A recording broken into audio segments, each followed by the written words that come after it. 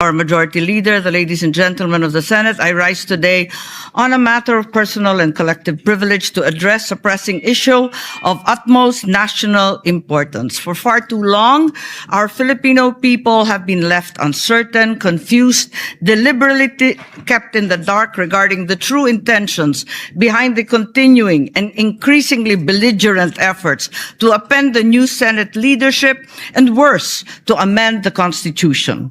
The Filipino people deserve clarity. The Filipino people deserve honesty, and above all, the Filipino people deserve at least the truth.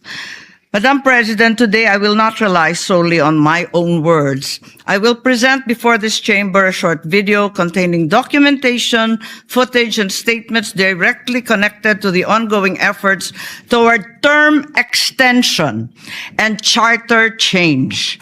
With your permission, therefore, may we now direct the technical team to play the video presentation. Bakit nagpalit ng liderato sa Senado? May I be allowed to humbly move to declare all seats vacant, Mr. President? With 13 affirmative votes, 10 negative votes, and 1 abstention, the positions in all the positions in the Senate is hereby declared vacant. Bakit ito nilusog?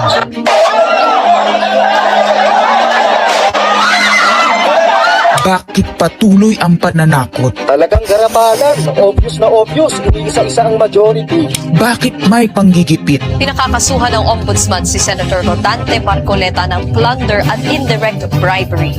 Bakit may pambabaluktot ng kwento? Nililito nila ang publiko. Ang kainan ay naganap alas 4 ng hapon. Ang barilan alas 7. Pinagmamalaki nilang may nangamusta. Si Camille Villar ang unang nag-update. Saka sila nagsi-reply. Last convo, 4 p.m. Next chat, 10 p.m. Bakit may demolition job? Bakit may pait? Bakit hindi matanggap? Napakaraming bakit. At narito ang mga sagot. Pero bago ang katotohanan, wasakin muna natin ang kasinungalingan. I, Alan Peter Shram Cayetano, having been elected to the position of Senate President, Hindi nagpalit ng liderato para sa impeachment. Hindi totoong pinapakalat ng mga nabulaga. Ito this time, medyo nagkabulagan. Ang impeachment ay labanan ng numero. Hindi ang mga Duterte aligned ang dapat mangamba, kundi ang mga sa umpisa pa lang ay may hatol na. Ang sinasabi, sir, ng ibang mga kritiko, itong Senate leadership shake-up ay tungkol lang daw sa impeachment. Lahat na i-connect. As I told you, may 12 kami. Si Bato is 13.